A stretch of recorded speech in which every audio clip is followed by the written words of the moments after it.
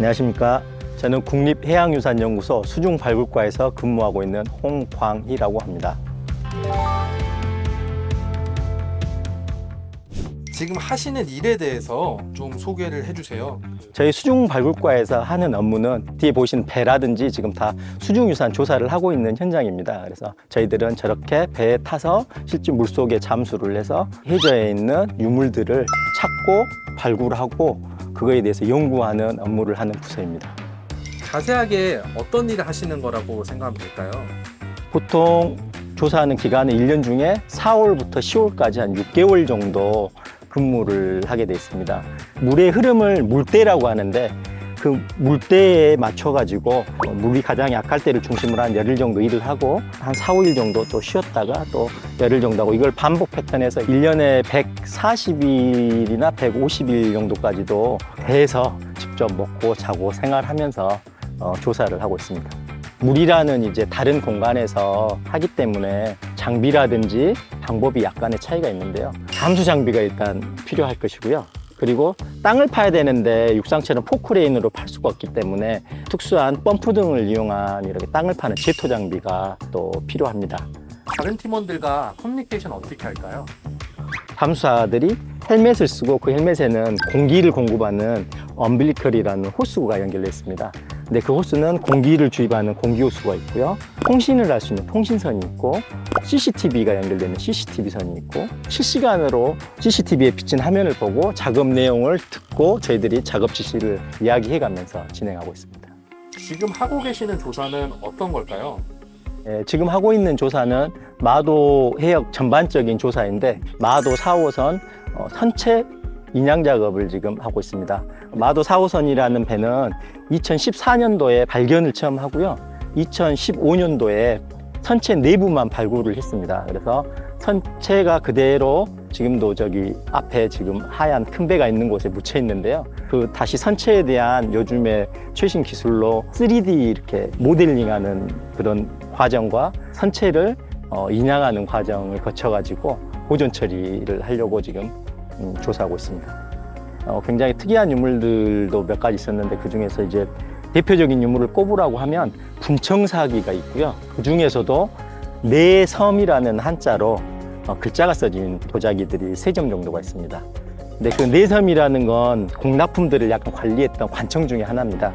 그래서 그 내섬시라는 글씨가 써져 있는 거를 보고 저희들이 추측할 수 있었던 게 1417년에 관사에 납품하는 그릇에 파손이라든지 도난이 심하니 거기다가 관사명을 쓰라고 합니다. 그게 1417년이고요.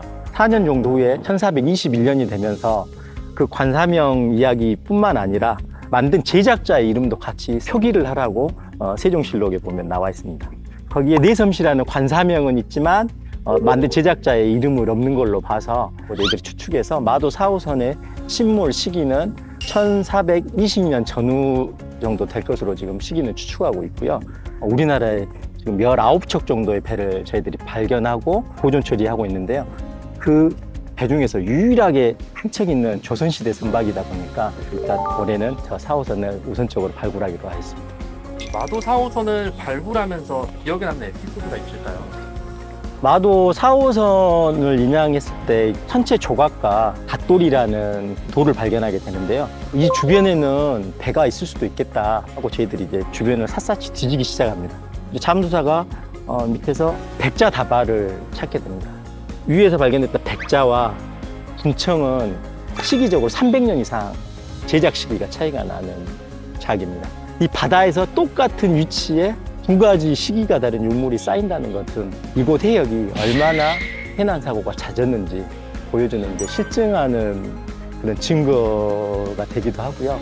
그런 사례들이 되게 희귀한데 그걸 보면서 지금도 그건 참 기억에 남는 어떤 에피소드입니다.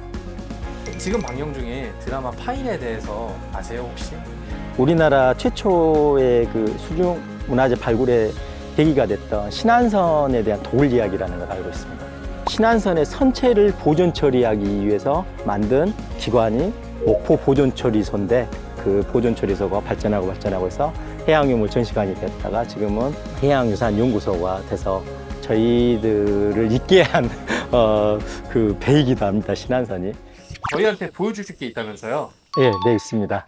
어떤 건지 소개해 주시겠어요? 네, 먼저 이 햇빛 차단 마스크입니다. 이렇게 햇빛을 가릴 때 쓰는 마스크인데요. 저희들이 잠수를 하기 때문에 선크림을 바르더라도 물에 들어갔다 나오면 이게 뭐 눈에 들어간다든지 이런 좀 불편함이 있어가지고 이 마스크를 많이 활용하는 편입니다. 그리고 이 칼도 제가 이제 잠수를 할 때 상시 가지고 다니는 건데요. 물속에서 잠수를 할 때 그물이라든지 밧줄에 거의 비상 상황이 생길 때가 있거든요. 그래서 항시 소지하고 다녀야 되는 필수 장비 중에 하나입니다. 마지막으로 소개드릴 것은요, 이 구명조끼인데요. 저희들은 배에서 항상 조사 업무를 하기 때문에 거의 대부분 구명조끼를 입고 생활하는 시간이 많습니다. 그래서 이것도 거의 뭐 몸에 항상 붙이고 다니는 어떤 필수 장비 중에 하나입니다. 오늘 소개해드린 장비는 이게 3개인데요. 실제로는 정말 많은 장비들이 있는데 저희들이 꼭 안전을 최우선적으로 하면서 조사를 해야 되기 때문에 이런 장비들을 꼼꼼히 챙기고 항상 관리하고 있습니다. 어떤 후배들에게 이 일을 추천할까요? 내가 좋아하는 직업을 갖고 싶어 하는 분들이 오셨으면 좋겠습니다. 특히 수중 이런 문화유산 조사는 바다에서 해야 되기 때문에 뭐 배멀미라든지 뭐 잠수를 해야 되는데 저는 잠수해야 되는지 몰랐어요 하고 오신 분들도 정말 간혹 있거든요. 그렇다 보면 이게 책임감과 약간 희생 정도도 좀 있어야 되고 내가 정말 이 직업을 좋아서 할 수 있는 분이 오셨으면 좋겠습니다. 줄 수 있는 팁이 뭐가 있을까요? 좀 특수한 분야이기 때문에 경쟁률이 좀 낮습니다. 그리고 공부할 것도 또 많지 않습니다. 그래서 여지껏 했던 수중문화의 조사에 대한 발굴 보고서들을 꼼꼼히 한번 읽어보시고 수중 발굴이 어떻게 이루어지는지 보시면 좋을 것 같고요.